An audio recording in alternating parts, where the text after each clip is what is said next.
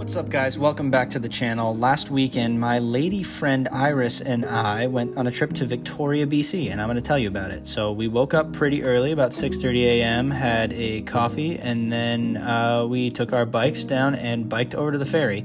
So the cool thing about this trip is that there were no cars on the ferry we took, so we were going to Victoria with only our bikes, rudely interrupted by this train for a little bit. But luckily, we still made it to the ferry on time. We were taking the FRS Clipper, which is the ferry between Seattle and Victoria, passenger-only ferry, or in this case, bikes. Pretty chill ferry ride, yeah, we were there before we knew it. And if you look really closely, this cruise ship in the Victoria Harbor has a rock wall on it.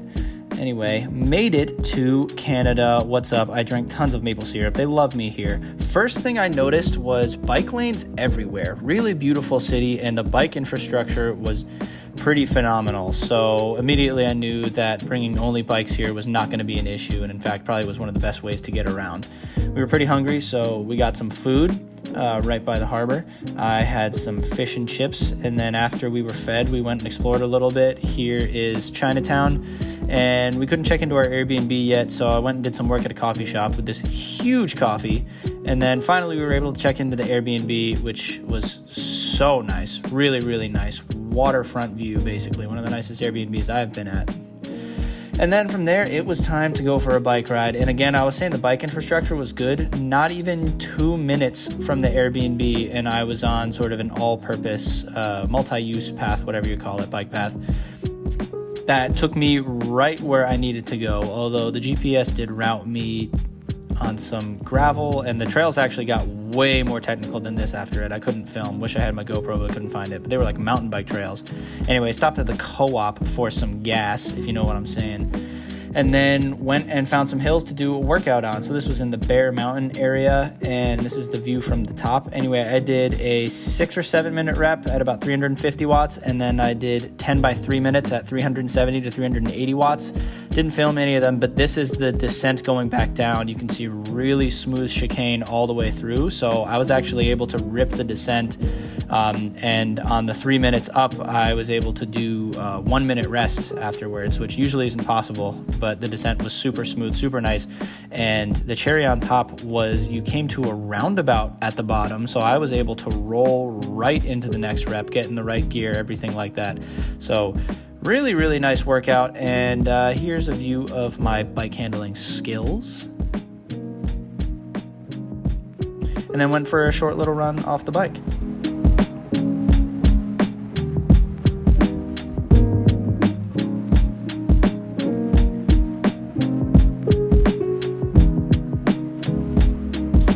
Yeah, so I got back from the run. It was the end of the day. We got takeout from a really, really good sushi place, literally downstairs at the bottom of the Airbnb, Nubo, I believe. God, I don't even know what was on this plate, but it was amazing. And watched some Wednesday. Great show. Anyway, next morning, biked to the pool. Again, the bike infrastructure, just phenomenal. Had a chill little shakeout swim, a little over 2K. Felt really, really bad, but whatever.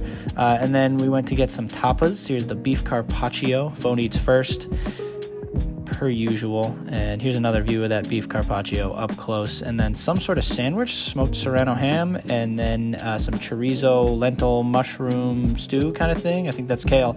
And then we biked 10 miles to and from this castle with some really cool gardens. I forgot to vlog everything except for this peacock, but the garden was pretty cool, and a good swim, bike, run day, just shakeouts of each pretty much. And anyway, before we get on to Saturday, which was a pretty awesome day, I'd like to thank today's video sponsor. Guys, have you ever been drinking from a twist-off cap water bottle and had this happen to you? Or maybe you put some ice in it and the ice was melted by the time you started drinking it. Or even worse, the ice didn't melt and when you drank it, it slipped into your mouth. Well, you might need a new water bottle. The Lark Swig Top bottle is a sleek metal water bottle that solves all of those issues. The snap closed leak-free cap makes it easy to drink on the go without spilling on yourself. This soft comfort grip handle makes it super easy to carry around with you everywhere you go. The bottle is double wall vacuum insulated to keep your water cold up to 24 hours. And the two-tone design and semi-matte finish make sure you are looking good wherever you go.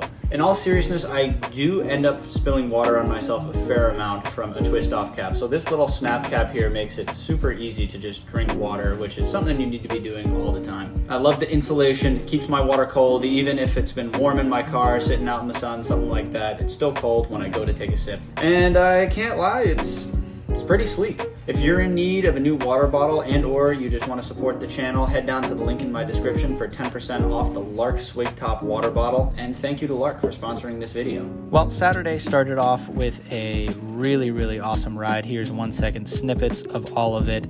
And unfortunately, the veil was dropped. I found that all of the homeless people in Victoria are on this one stretch outside a methadone clinic. So I noticed there weren't really many homeless people anywhere, but it turns out they're all just kind of situated in this one area. It's the unfortunate truth of this city, I guess. Then, poutine and burgers for recovery. If you're not familiar with poutine, it's this Canadian thing made up of fries, gravy, and cheese curds. Honestly, phenomenal. I know there's a lot of crap talked about my diet, and normally it's pretty good, but did make an exception for a burger, poutine, and this Pepsi. And then we went thrifting.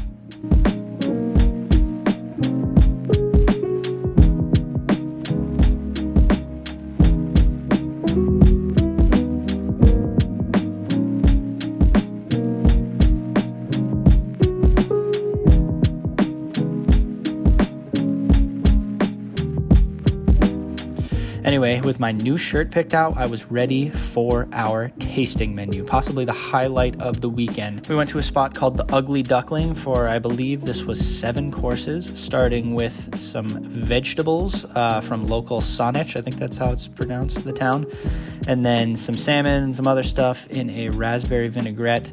And then the next course, we split a cold sesame noodle and foie gras on some brioche with some apricot on top. This one was some sort of haddock in something else. Those are some tomatoes over there. I don't really know what the sauce is, some sort of foam. But God, it was incredible. I mean, everything on this plate was incredible. And then the next course was ribeye, also local. Everything's local. Just amazing. And then palate cleanser was a little bit of sorbet and this sexy goblin foot. And then dessert was, that was like a bacon peach something or other, and macaron and fortune cookie. Kind of lame fortune, but I guess it's true. And that was it. Sunday, got up, went for a little jog, 30-35 minute shakeout sort of thing. And then we took the bikes back onto the ferry. Goodbye, Victoria. It was a wonderful trip, but not without getting one last bit of takeout. Some breakfast come from a cafe called The Jam. Highly recommend. And yeah, just like that, we were back in Seattle. So thanks for following along. Hope you enjoyed it. Be back with more content next week.